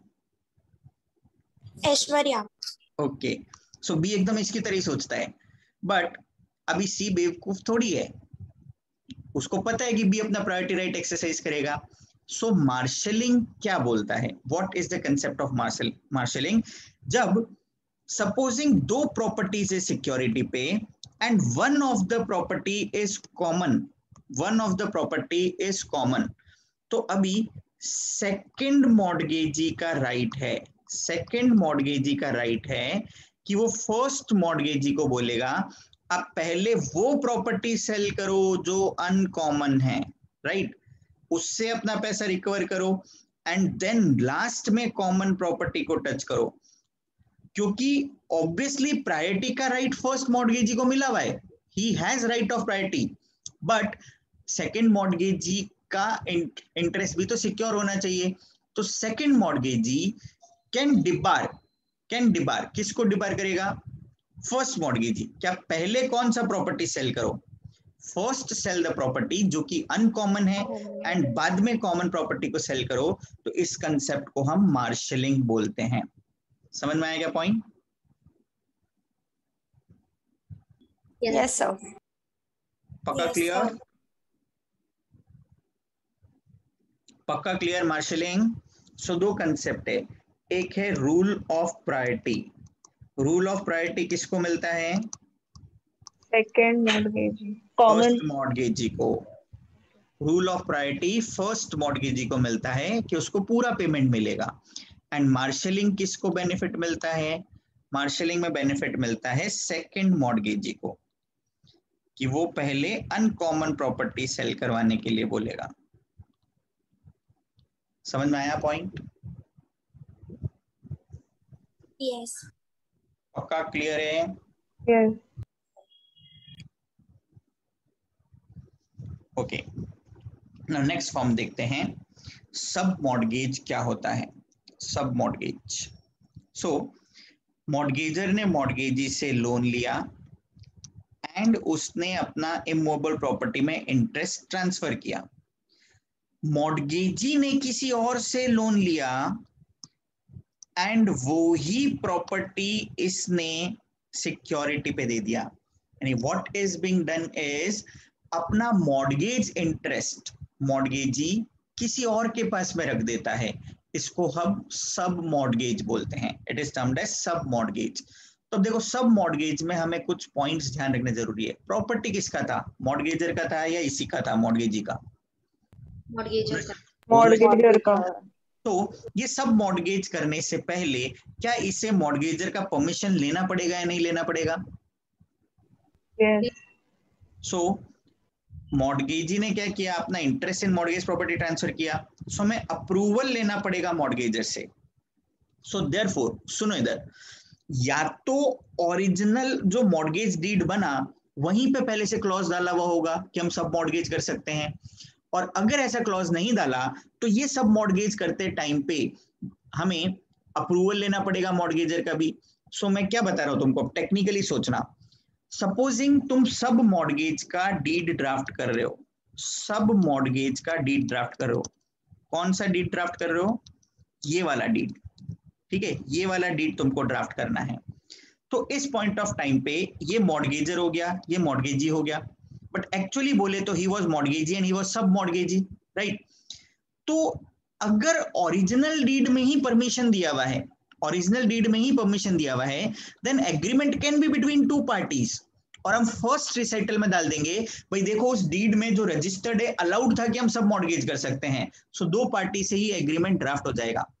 बट अगर ओरिजिनल डीड में परमिशन नहीं दिया हुआ तो हम एग्रीमेंट बनाते टाइम पे हमें तीन पार्टीज का एग्रीमेंट बनाना पड़ेगा कि यहाँ पे हम इसको डालेंगे एक पार्टी, इसको डालेंगे एक पार्टी, एंड थर्ड पार्टी में ये आएगा जो अप्रूवल दे रहा है। एग्रीमेंट में तीन लोगों का नाम होना चाहिए क्योंकि अप्रूवल दे रहा है, अगर पहले से डीड में अलाउड नहीं है। समझ में आ रहा है क्या मैं क्या समझा रहा हूँ? Yes sir. Yes sir. नहीं आया, बाउंसर गया। हाँ सर। दो तरीके से सब मॉर्गेज डीड बनेगा। पहला कंडीशन, ओरिजिनल मॉर्गेज डीड जो ये था, इस डीड में अलाउड था कि मॉर्गेजी सब मॉर्गेज कर सकता है। सो अगर डीड में ही परमिशन दिया हुआ है तो सब मॉर्गेज पे रखते टाइम पे क्या मुझे मॉर्गेजर से साइन करवाना, अप्रूवल लेना जरूरी है? मैं कर सकता हूं, डीड में ऑलरेडी अलाउड था। So agreement can be made between two parties only. But हम फर्स्ट रिसाइटल में डाल देंगे कि भाई देखो वो डीड था, रजिस्टर्ड था, वहां पे सब मॉर्गेज करना अलाउड है। याद है मैंने बताया था रिसाइटल में जब भी हम सप्लीमेंट्री डीड बनाते हैं तो हम ओरिजिनल डीड का रेफरेंस देते हैं। याद आ रहा है कैसा पढ़ा था? ओरिजिनल डीड का रेफरेंस दे दिया कि भाई देखो ओरिजिनल डीड में सब मॉर्गेज अलाउड था, राइट? दैट्स व्हाई हमने भी एग्रीमेंट किया। सो दो पार्टीज के एग्रीमेंट में ही काम हो जाएगा। बट अगर ओरिजिनल डीड में परमिशन नहीं था, ओरिजिनल डीड में परमिशन नहीं था, तो इन सच अ केस ये सब मॉर्गेज क्रिएट करते टाइम पे हमें मॉर्गेजर का अप्रूवल लेना पड़ेगा। And if we have to take approval, agreement will be between three parties, mortgage ये पर्सन एंड ये पर्सन जिसका हमें अप्रूवल चाहिए। जैसे हम बैंक वाला नहीं देखते थे, तीन पार्टीज हो जाएगा, इन दोनों के बीच में ट्रांजैक्शन और बैंक ने अप्रूवल दिया, तो सेम वे इन दोनों का ट्रांजैक्शन और इसने अप्रूवल दिया, हमें ऐसे तीन पार्टीज का एग्रीमेंट बनाना पड़ेगा अगर ओरिजिनल डीड में सब मॉर्गेज क्लॉज नहीं है तो। पक्का समझ में आ रहा है क्या क्या बोला? Yes sir. ड्राफ्टिंग तो हमारा वही फॉर्मेट होने वाला है ना, बट ये चीज क्लिक करना है। क्वेश्चन क्या बोल रहे हैं? Draft a deed of sub mortgage. Question ने खाली इतना बोला, draft a deed of sub mortgage. मेरी मर्जी, कुछ भी एज्यूम कर सकता हूँ। मैं अज्यूम कर सकता हूँ ओरिजिनल डीड में अलाउड है, या मैं तीन पार्टीज के साथ भी एग्रीमेंट ड्राफ्ट कर सकता हूँ। एनीथिंग कैन बी डन, हमें मार्क्स मिलेगा। बट क्वेश्चन आया draft a deed of sub mortgage which is allowed in original deed, तो ऑब्वियसली हमें टू पार्टीज वाला एग्रीमेंट ड्राफ्ट करके करना पड़ेगा। Draft a deed of sub mortgage खाली इतना ही बोला है, हमें थ्री पार्टीज वाला भी करना पड़ सकता है। समझ में आ रहा है पॉइंट? क्या थ्री पार्टीज फर्स्ट पैराग्राफ के अंदर, और नीचे तीनों का साइन होगा, और वहां पे अंदर लिखा हुआ होगा कि भाई मॉर्गेजर परमिशन दे रहा है कि वो सब मॉर्गेज कर सकता है आगे। समझ रहे हैं क्या सबको पॉइंट यहाँ तक क्या है? नाउ अब समझो ये ओरिजिनल जो मॉर्गेज था ये 5 साल का ही था, तो सब मॉर्गेज का पीरियड कभी भी ओरिजिनल मॉर्गेज से ज्यादा नहीं हो सकता, सेम टाइम या कम का हो सकता है, बट उससे ज्यादा का नहीं हो सकता, because if he रिपेज the loan, इसको तो अपना प्रॉपर्टी चाहिए ही चाहिए। नाउ अब सेकंड टेक्निकलिटी आता है, समझो मॉर्गेजर ने रीपेमेंट कर दिया बट मॉर्गेजी ने आगे रीपेमेंट नहीं किया, तो प्रॉपर्टी मिलेगा कैसे? सो इन सब मॉर्गेज डीड जब भी बनेगा हम ऐसे क्लॉज डाल सकते हैं कि मॉर्गेजर डायरेक्टली रीपे कर सकता है सब मॉर्गेजी को for redemption of his property. वो डायरेक्टली भी पे कर सकता है सब मॉर्गेजी को फॉर रिडेम्पशन ऑफ प्रॉपर्टी, क्योंकि अगर ये डिफॉल्ट कर रहा है तो इसको प्रॉपर्टी नहीं मिल पाएगा। सो that's why instead of paying him directly यहाँ पे करके प्रॉपर्टी वापस ले ले, ऐसा भी हम एग्रीमेंट के अंदर क्लॉज डाल सकते हैं। समझ में आएगा सबको पॉइंट? Yes sir. पक्का पक्का टेक्निकल था, सबको Yes. समझा गया? फटाफट answer. Yes, sir. Yes, sir. Sir last वाला रिपीट प्लीज। देखो, मॉर्गेजर ने मॉर्गेजी का लोन रिपे कर दिया, बट मॉर्गेजी ने आगे यहाँ पे डिफॉल्ट कर दिया। सो डिफॉल्ट की वजह से ये प्रॉपर्टी अभी भी इसी के पास में पड़ा रहेगा, इसको अपना प्रॉपर्टी वापस नहीं मिलेगा। So when we were drafting the sub mortgage, तो हम वहां पे पहले से क्लॉज डाल देंगे कि अगर मॉर्गेजर लोन रिपेमेंट करता है तो instead of paying to mortgagee, वो डायरेक्टली सब मॉर्गेजी को पे करके अपना प्रॉपर्टी रिडीम करवा सकता है, क्योंकि अल्टीमेटली ये लोन रिपेमेंट करेगा तो ये वो लोन से आगे रिपेमेंट ही करेगा, बट अपना प्रॉपर्टी सिक्योर करने के लिए, वापस लेने के लिए डायरेक्टली पे करके ले सकता है। हम ऐसा क्लॉज मॉर्गेज डीड में, सब मॉर्गेज डीड में डाल सकते हैं। समझ में आया पॉइंट? हाँ। मॉर्गेजी वन फर्स्ट पार्ट, सब मॉर्गेजी सेकंड पार्ट और मॉर्गेजी थर्ड पार्ट, ऐसे लिखेंगे ना? हाँ हाँ।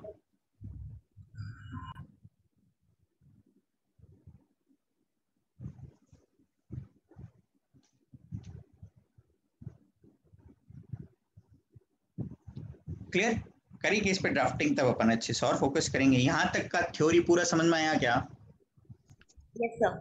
यस अभी सर। तक हम खाली Yes, मॉर्गेज sir. के सारे Yes, टाइप्स sir. और रूल्स अभी देख रहे थे। अब खाली बस लास्ट का एक थ्योरी पार्ट है कि मॉर्गेजर और मॉर्गेजी के राइट्स क्या होते हैं, खाली उस पर फोकस करना है, तो फिर इसका थ्योरी कंप्लीट हो जाएगा। सो मॉर्गेजर का राइट्स क्या क्या है? मॉर्गेजर कौन हुआ? जिसने प्रॉपर्टी दिया है या जिसको प्रॉपर्टी मिला है? जिसने प्रॉपर्टी जिसने दिया है, जिसने दिया है। दिया है, डीड ड्राफ्टिंग में पहले किसका नाम आएगा, मॉर्गेजर का या मॉर्गेजी का? मॉर्गेजर का, मॉर्गेजर। क्या हिंट दिया था? जो करता है उसका नाम पहले आता है ना हमेशा? Yes sir, so therefore mortgagor का नाम पहले आएगा। सो मॉर्गेजर का फर्स्ट राइट क्या है? Right of redemption. तो अभी जैसे देखो, सपोजिंग एक पर्सन लोन लेता है 20 लाख रुपीस का, बदले में अपना प्रॉपर्टी सिक्योरिटी पे रखता है, एंड ये जो लोन का ड्यूरेशन था ये समझो 5 इयर्स था। तो राइट ऑफ रिडेम्पशन मॉर्गेजर कभी भी जाके रिडीम कर सकता है, मतलब लोन रिपेमेंट कर सकता है और अपना प्रॉपर्टी वापस ले सकता है। बट सपोजिंग 8 साल हो गए, अभी तक भी उसने रिपेमेंट नहीं किया, तो ड्यू डेट के बाद भी ये जाके क्या रिडीम करवा सकता है क्या, कि ये ले तेरा पैसा और इंटरेस्ट और मुझे मेरा प्रॉपर्टी वापस दे दे? क्या ये ड्यू डेट के बाद भी रिडीम करवा सकता है क्या अपना प्रॉपर्टी? तो ये जो राइट ऑफ रिडेम्पशन होता है, it is available for a period of 60 years, यानी ड्यू डेट के बाद वो 60 ईयर्स तक कभी भी जाके अपना प्रॉपर्टी रिडीम करवा सकता है, प्रोवाइडेड मॉर्गेजी ने कोर्ट का डिक्री नहीं ले लिया। क्योंकि अगर डिफॉल्ट हुआ था तो मॉर्गेजी के पास ऑप्शन था, वो कोर्ट में जाके डिक्री ले सकता था एंड प्रॉपर्टी बिकवा सकता था। बट अगर मॉर्गेजी ने ऐसा नहीं किया है तो इन सच सिनेरियो मॉर्गेज ओपन पड़ा है, तो वो कभी भी रिपेमेंट कर सकता है एंड अपना प्रॉपर्टी वापस ले सकता है। This redemption right is available for a period of 60 years और decree of court whichever is earlier. समझ में आया मैंने कैसे लिंक किया? कोर्ट ने डिक्री दे दिया पहले तो खत्म हो गया, और अगर कोर्ट का कोई डिक्री नहीं आया तो 60 इयर्स तक उसके पास में राइट है, वो कभी भी रिडीम करा सकता है। तो right of redemption is till decree of court और a period of 60 years whichever is earlier, तब तक वो जाके रिडीम करवा सकता है। समझा point? Yes sir. Yes sir, Yes, sir. Yes sir. Now अभी वापस से, एंड मुझे लग रहा है ऐश्वर्या इसका परफेक्ट आंसर देगी क्योंकि उसने पहले भी ऐसा आंसर दिया था। अब सपोजिंग तुम मॉर्गेजी हो जिसने लोन दिया था, राइट? तुम्हें पहले से पता है कैसा ये रिडेम्पशन है, 60 साल में कभी भी आके रिपेमेंट करेगा। तो जिस टाइम पे डीड ड्राफ्ट करते हैं as a mortgagee, what condition you would like to put in this deed? तुम क्या कंडीशन डालना चाहोगे इस डीड में? कि भाई देखो ड्यू डेट तक आके रिपेमेंट करोगे ना तो ठीक है, एक बार ड्यू डेट चला गया ना, भूल जाना अपनी प्रॉपर्टी को मैं नहीं दूंगा। एग्रीमेंट में अगर मैंने पहले से ऐसा क्लॉज डाल दिया तो क्या मॉर्टगेजर आके रिडीम करवा पाएगा प्रॉपर्टी? No sir. राइट। ऐसा मॉर्टगेजी तुम ऐसा क्लॉज डलवाना चाहोगे क्या कि भाई ड्यू Yes, डेट sir. गया ना, ड्यू डेट गया उसके बाद अब अपना प्रॉपर्टी रिडीम नहीं करवा सकते, ऐसा क्लॉज डाल सकते हैं क्या एग्रीमेंट में? Yes sir. सर ऐसे अलाउड ही नहीं होता है। अलाउड लॉ नहीं है। प्रोहिबिट्स, ये law मॉर्टगेजर prohibits. का, ये मॉर्टगेजर का सेकंड राइट है, right against clog on equity of redemption. Equity of redemption मैं जब चाहूं रिडीम करा सकता हूं 60 इयर्स तक, जब चाहूं रिडीम करवा सकता हूं। अगर एग्रीमेंट में ऐसा कोई क्लॉज डाला तो वो क्लॉज वॉइड होगा, क्लॉज वॉइड होगा बिकॉज मॉर्गेजर का राइट है कि उसको प्रॉपर्टी रिडीम करवाने से कोई भी नहीं रोक सकता unless decree of court is obtained. समझ में आया पॉइंट क्या है? सो अगर एग्रीमेंट में ऐसा क्लॉज डाल के आपने रोका कि आप रिडीम नहीं करवा सकते तो वो क्लॉज इन एग्रीमेंट वॉइड होगा। समझ में आएगा पॉइंट सबको? राइट अगेंस्ट क्लॉग क्या है? Yes sir. पक्का क्लियर? सबको समझ में आया? एग्जाम में ये पॉइंट तुमको पता होगा, एग्जीक्यूटिव में कितनी बार एग्जाम का रिपीटेड क्वेश्चन है ये। समझ में आया? नहीं आया तो वापस पूछो, मैं रिपीट करूंगा।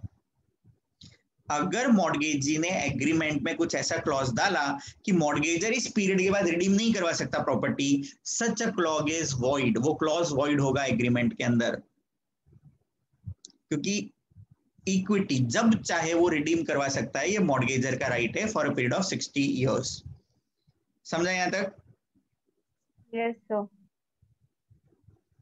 ओके, सो अब ध्यान से सुनना मेरी बात, एंड एकदम ध्यान से, बहुत जरूरी है, रियल लाइफ में काम आने वाली चीज है। तुम्हें आज पैसे की जरूरत थी, ठीक है, और तुम मेरे पास आए लोन लेने ना। मेरे पास में से 10 लाख रुपीस थे और ये 10 लाख रुपीस को मैं कहीं पे इन्वेस्ट कर रहा था जहां से मुझे 7% रिटर्न मिल रहा था। मैंने कहीं पे इन्वेस्ट किया जहां पे मुझे 7% रिटर्न मिल रहा था।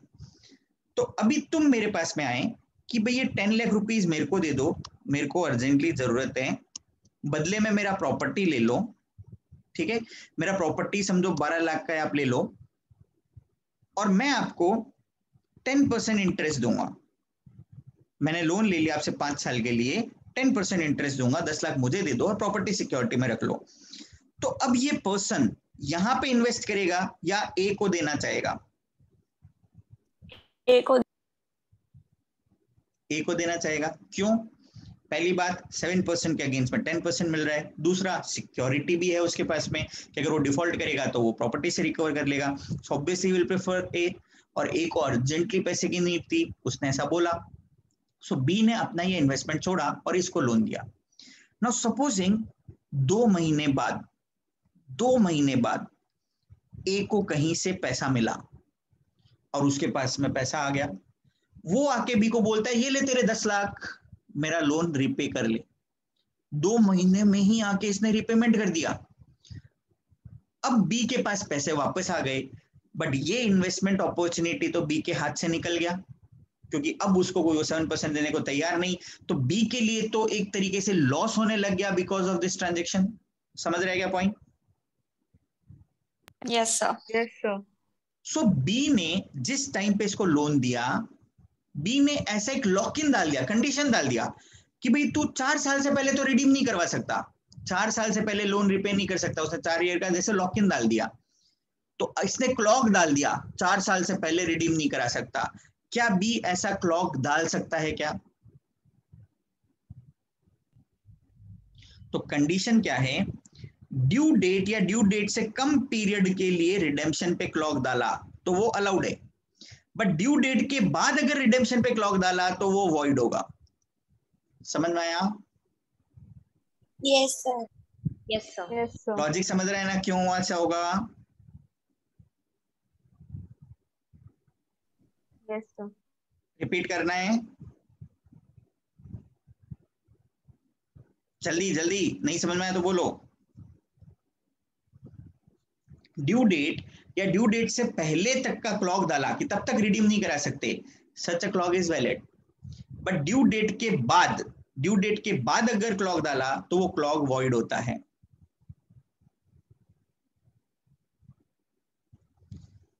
समझा यहाँ तक? Yes, sir. Yes sir. तो सर इसका clog on equity of redemption और ये पार्शियल रिडेम्पशन में फिर डिफरेंस क्या होगा? पार्शियल तो भी बता रहा हूँ ना। यहाँ तक क्लियर है सबको? Yes yes sir. Okay, next है राइट ऑफ पार्शियल रिडेम्पशन। तो हम वो पहले वाला एग्जांपल देखते हैं कि ए ने बी से लोन लिया था 10 लाख रुपीस का। नाउ बदले में उसने प्रॉपर्टी एक्स 8 लाख का एंड प्रॉपर्टी वाई 5 लाख का सिक्योरिटी पे दिया था, राइट? नाउ समझो ए ने 5 लाख का लोन रिपेमेंट कर दिया, तो क्या वो अपना प्रॉपर्टी वाई रिडीम करवा सकता है या नहीं करवा सकता? He can. जितना लोन रिपेमेंट कर दिया उतना प्रॉपर्टी रिडीम कर दो, डेट इज पार्शियल रिडेम्पशन। ए ने 8 लाख रुपीस का लोन रिपेमेंट कर दिया, 8 लाख का रिपेमेंट कर दिया, वो कौन सा प्रॉपर्टी रिडीम करवा सकता है? एक्स। क्यों, वाई भी तो करवा सकता है, उसकी मर्जी, उसको जो करवाना हो, वैल्यू तो कवर हो रहा है ना। बट पार्शियली रिडीम यानी part of the property can be redeemed in case of repayment, तो उसको हम पार्शियल रिडेम्पशन बोलते हैं। समझ में आया? Yes.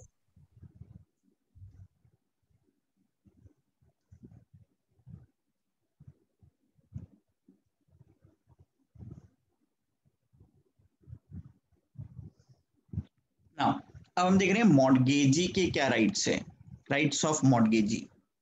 तो मॉर्गेजी का राइट वो प्रॉपर्टी बेच सकता है, खुद से बेच सकता है, कोर्ट का डिग्री लाना पड़ेगा। देखो जहां जहां पे भी उसके पास फोरक्लोजर राइट था, कौन कौन से में, कंडीशनल सेल, इंग्लिश मॉर्गेज, वो खुद से सेल कर सकता है, बट बाकी केसेस में उसे अप्रूवल लेना पड़ेगा कोर्ट का। Clear? Right to recover shortfall, कुछ भी शॉर्टफॉल है दूसरी प्रॉपर्टी में से रिकवर कर सकता है। Then refusal of debt, foreclosure right जहां पे भी है वो कोर्ट का डिग्री लाने से मना कर सकता है, इस प्रॉपर्टी को सेल ट्रांजैक्शन मान सकता है।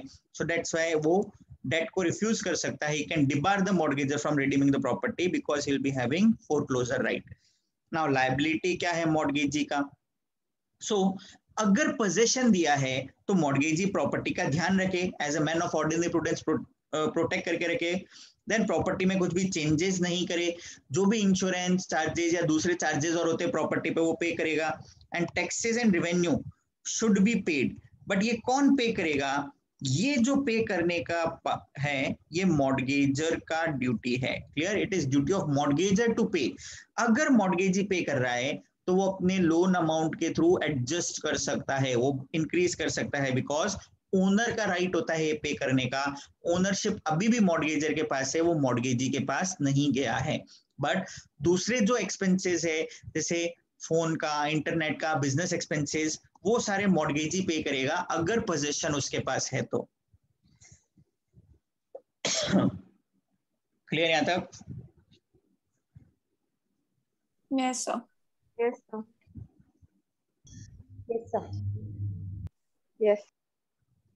चल अब हम देखते हैं डीड ड्राफ्ट करना, मॉर्गेज का डीड ड्राफ्टिंग कैसे रहेगा।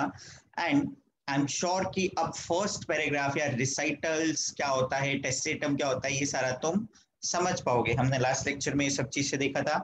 तो अभी मैं जैसे एग्जांपल ले रहा हूँ पहले खाली सिंपल मॉर्गेज की ड्राफ्टिंग का, उसके बाद में मतलब you will read from book, study material से थोड़ा सा रीड करोगे सिंपल मॉर्गेज उन्होंने कैसे ड्राफ्ट किया है। अलग तरीका हो सकता है, no two draftsman can be same, but point ये है कि हमारा ड्राफ्टिंग ऐसा होना चाहिए कि वो टर्म्स, वो कंसेप्ट क्या है वो समझ में आए, हम वहां पे स्कोर कर सकते हैं।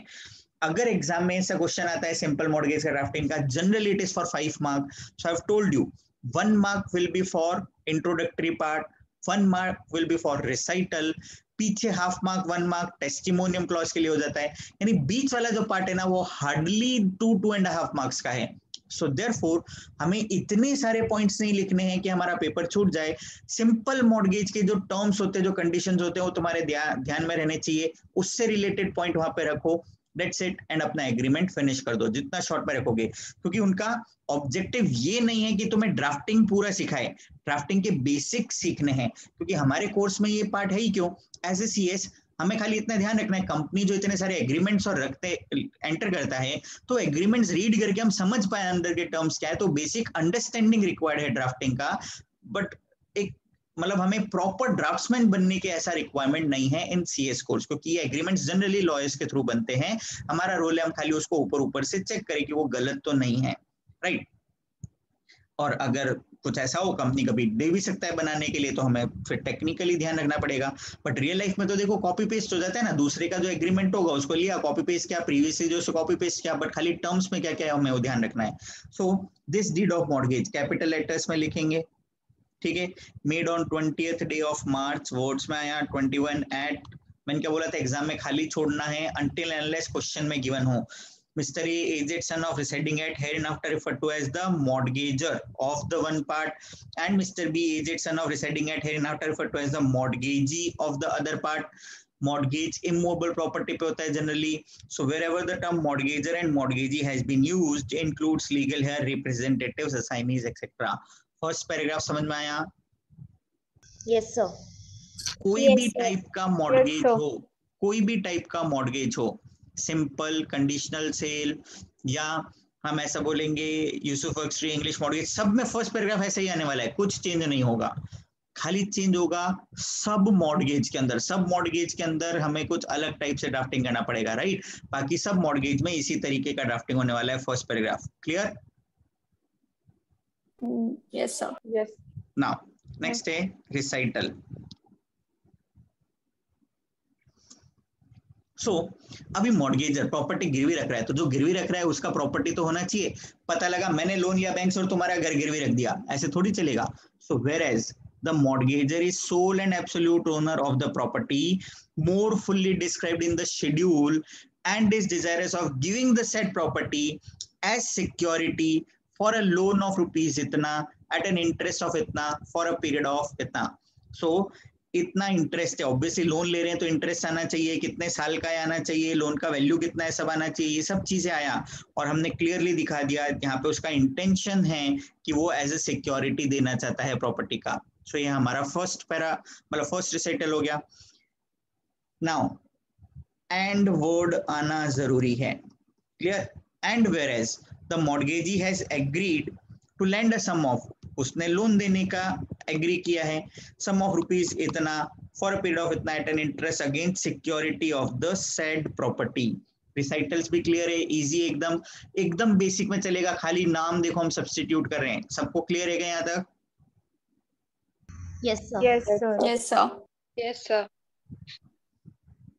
नाउ अब तुमको बताना है अगला हेडिंग क्या होगा, अगला क्लॉज कौन सा आने वाला है? टेस्टिनम। टेस्टिनम। Estetum. एस्टेटम। और उसका फर्स्ट लाइन क्या होता है हमेशा? Now this Now this Now agreement this of agreement sale witnesses witnesses as under. Mortgage. Now this deed Now this witnesses, deed of as under. mortgage witnesses as ठीक है। Now this deed witnesses under. अब बताओ हम अंदर क्या क्या लिखेंगे, what should be written inside?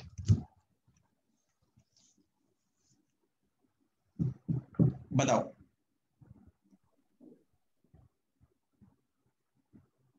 क्योंकि यही हमारा सोचने वाला पार्ट है। कौन से डेट पे देगा,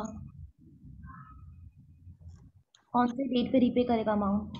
आई want you to have a rough sketch first. कभी भी ड्राफ्टिंग कर रहा है ना, इनिशियली जब तक हम 10-15 एग्रीमेंट ड्राफ्ट नहीं कर लेते, always make rough sketch relating to this type of deed drafting. जो भी रहता है रफ स्केच बनाओगे ना तो बहुत इजी होगा, क्योंकि सीक्वेंस पता लगेगा हमें क्या करना है। सो अब यहाँ पे टर्म्स एंड कंडीशंस आएगी, और ये सिंपल मॉर्गेज है तो याद हो तो हमें ऐसा लिखना था, सिंपल मॉर्गेज में पर्सनल कोवेनेंट होना चाहिए रीपेमेंट का। पोजेशन ऑफ प्रॉपर्टी किसके पास में रहेगा, हम इस पॉइंट पे क्लॉज डालेंगे। देन उसके बाद क्या कोर्ट का डिक्री लेना पड़ेगा या फोरक्लोजर राइट होगा, उस पे पॉइंट डालेंगे, फोरक्लोजर होगा या कोर्ट का डिक्री लेना पड़ेगा। देन उसके बाद स्टैम्प ड्यूटी रजिस्ट्रेशन चार्जेस के हमको पॉइंट डालने हैं, वो कौन कैसे पे करेगा, stamp duty and registration charges, ठीक है।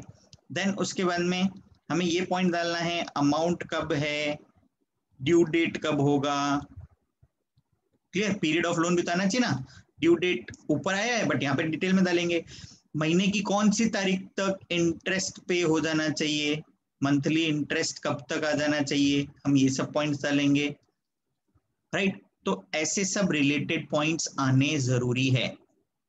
सो अब हम कैसे करेंगे इसको,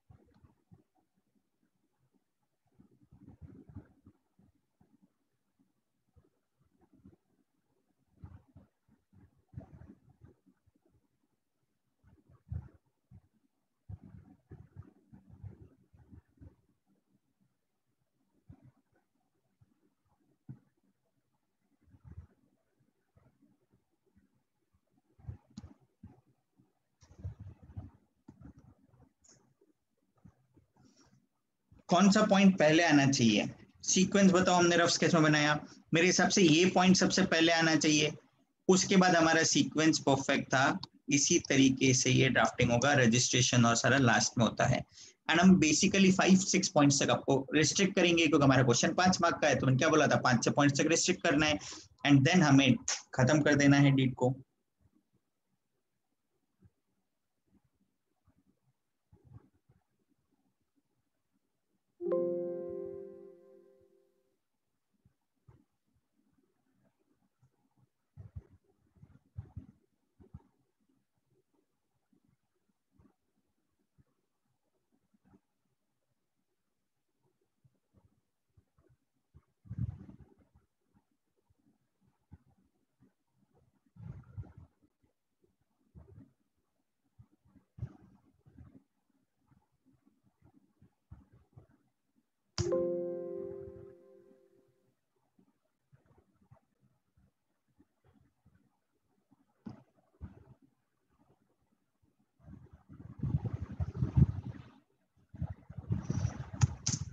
तो बताओ क्या क्या पॉइंट्स चलेंगे। Personal covenant, due date, amount, सबसे पहले लोन कितने अमाउंट का क्या है, वो लोन का एक रिसीट डालना है कि उसको मिल गया है। सो ये हमेशा है ना थर्ड पर्सन में ड्राफ्ट होगा, राइट। तो देखो कैसे डाला,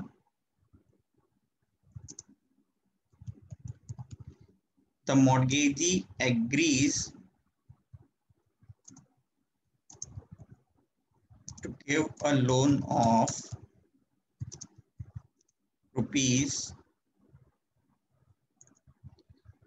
lakh, हमें वर्ड्स में भी लिखना पड़ेगा, ठीक है, ये सब मैं अभी कर नहीं रहा, तुमको बाद में ध्यान रखना है।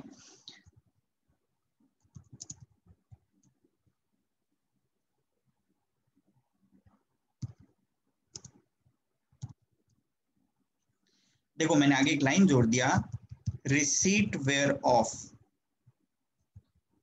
whereof is acknowledged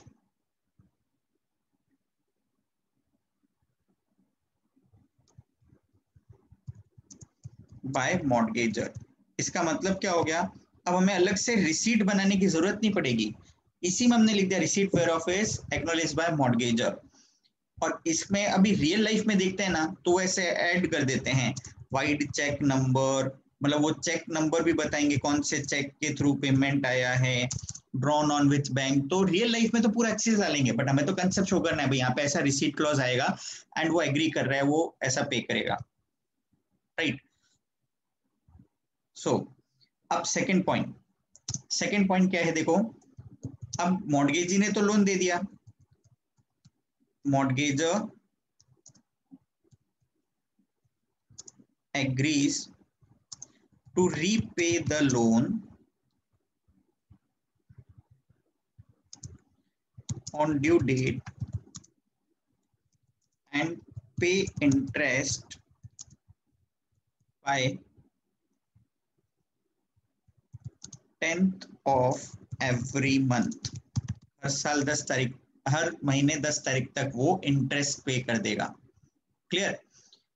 बट ये क्लॉज से पहले देखो अपन ने रफ स्केच बनाया था, इसके लिए मैं बोल रहा हूँ कि ये क्लॉज से पहले हमारा क्या पॉइंट आना चाहिए, हमारा ऐसा पॉइंट आना चाहिए था पीरियड ऑफ लोन क्या रहेगा और इंटरेस्ट क्या रहेगा।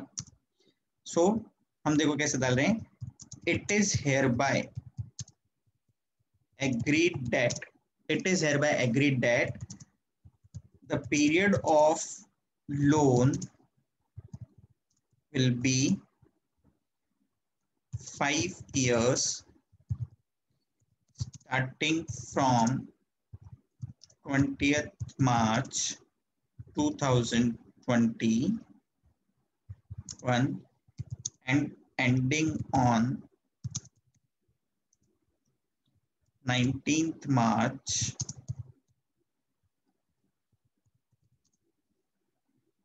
2026.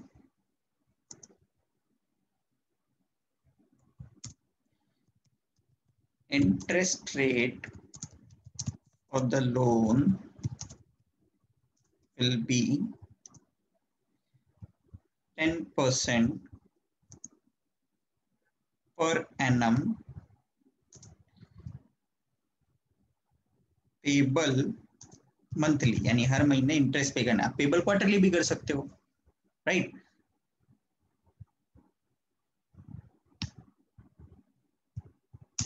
सो अब ये थर्ड पॉइंट हो गया कि वो कौन से तक करेगा और ड्यू डेट पे रिपेमेंट करेगा, पर्सनल कोवेनेंट हो गया, right.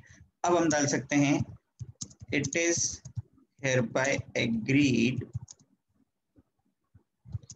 that possession of property shall remain with mortgager and he will pay all dues on all dues like municipal taxes, property maintenance, insurance, etc. on said property। ठीक है, ये सारा mortgagor पे करेगा और mortgagor के पास पोजीशन रहेगा। हमारा ये पॉइंट भी आ गया। Then if mortgager, sorry language हमेशा ऐसे स्टार्ट करना है, it is agreed that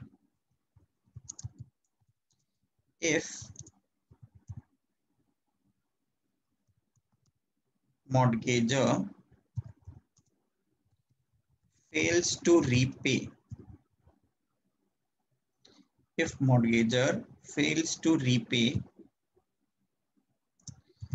the loan on due date,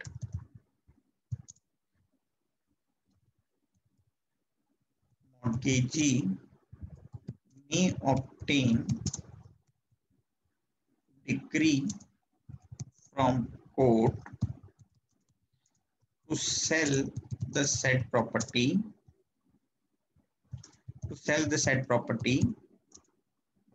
and recover the loan amount in case of shortfall. Mortgager will be liable to repay from other properties. Yeah, liable to repay from other properties, and in case of excess money, excess amount will be, तो अब यहाँ पे mortgagee agrees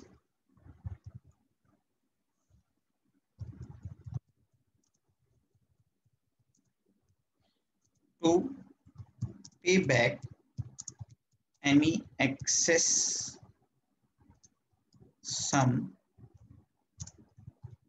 realized from said property। समझ रहे क्या point? तो जो simple mortgage के फीचर्स थे देखो हमने उसी पे ये पॉइंट बनाने का ट्राई किया, राइट। सो हमारे सब पॉइंट जनरली आ गए। अब हम देख लेते हैं लास्ट में, it is agreed that stamp duty charges and registration charges for the said deed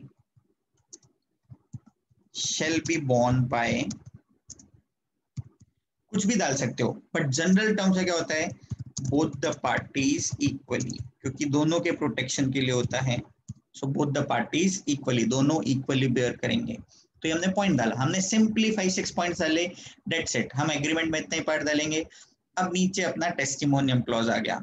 ऐसे हेडिंग नहीं देना है, ठीक है ना, हेडिंग नहीं देना है.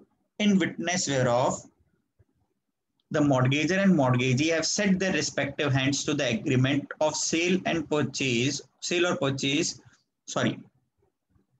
agreement of mortgage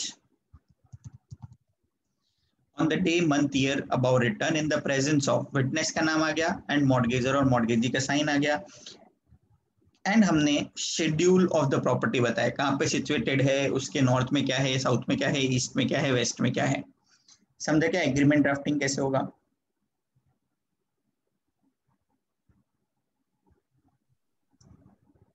hello, Yes, sir. Yes, sir. Yes, sir. Clear था? Yes. Yes. Yes, देखो sir. मैं सिंपल है, फर्स्ट पैराग्राफ अब हमें बार बार दिमाग नहीं लगाना है, सिंपली तरीका अपने हिसाब से एडजस्ट करो, क्या होना चाहिए, कोई भी एग्रीमेंट आ जाएगा. रिसाइटल हमने देखा क्या है, देन उसके बाद में now this deed witnesses as अंदर में मैंने तुम्हारे सामने पॉइंट्स बना के बताए कि हम कैसे सोचेंगे उस ट्रांजेक्शन के बारे में, एंड देन उससे रिलेटेड पॉइंट डालेंगे. So for the first 10-15 drafting जब तक लिख के करोगे, उसके फीचर्स का एक रफ स्केच बनाओ ताकि तुम्हारे वर्ड्स आगे पीछे नहीं हो. एक बार वो प्रैक्टिस हो जाएगा तो अपने आप थ्रू चलेगा. एंड सिंपली जितने मार्क का क्वेश्चन हम उतने पॉइंट्स ड्राफ्ट करने का ट्राई करेंगे, बिकॉज हाफ मार्क्स ही होता है इस बॉडी का, बचे हुए मार्क्स ऊपर नीचे कवर हो जाते हैं रिसाइटल, इंट्रोडक्टरी क्लॉज और में, राइट. एंड देन उसके बाद में हम विटनेस वेयर ऑफ वाला साइन करेंगे और शेड्यूल टू द प्रॉपर्टी बना देंगे. समझा कैसे करना है drafting? Yes, sir. Yes, sir. Yes, sir. Yes, sir.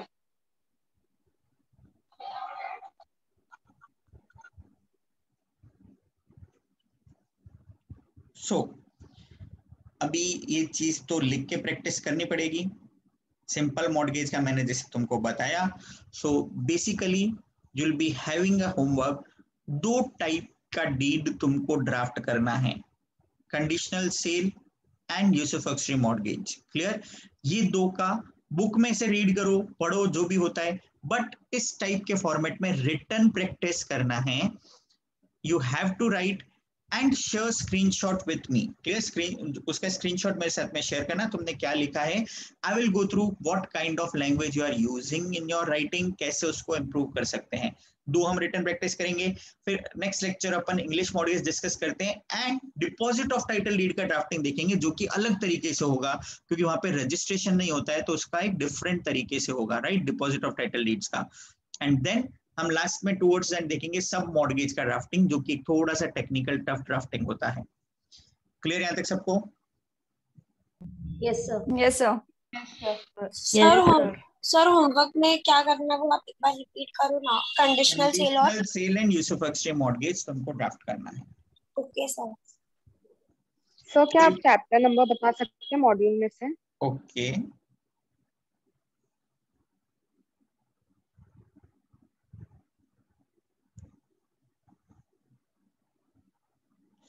सी तुम्हारी बुक में ये सारा ड्राफ्टिंग और गिवन है.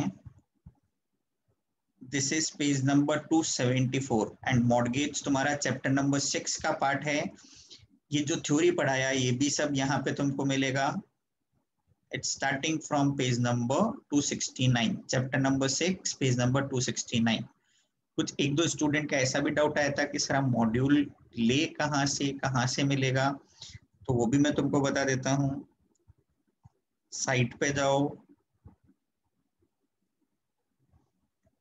एकेडमिक पोर्टल में जाना है, न्यू सिलेबस में जाना है, देन उसके बाद स्टडी मटेरियल सेलेक्ट करना है, go for professional program, and यहाँ पे जिस भी सब्जेक्ट का मॉड्यूल तुमको देखना है, अभी तक जून तक अपडेटेड मॉड्यूल्स है. ये मैं बोल रहा हूँ, देखो हर बार इतने मॉड्यूल में चेंज होते हैं. मतलब मॉड्यूल है 400 पेज का और फिर सप्लीमेंट आ जाता है ऑलमोस्ट 100 पेज का, 200 पेज का, तो ऐसे कैसे पढ़ने बैठेंगे?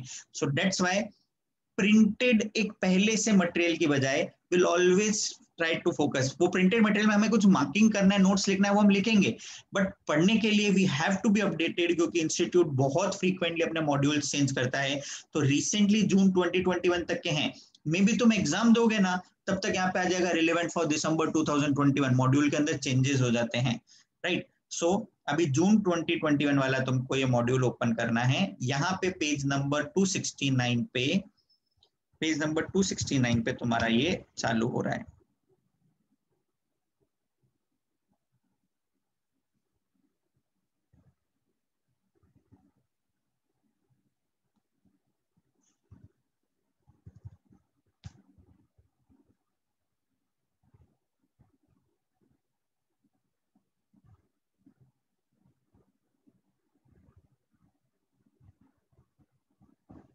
ठीक है, क्लियर सबको? Yes sir. Yes sir. चलो कंटिन्यू करेंगे नेक्स्ट लेक्चर में।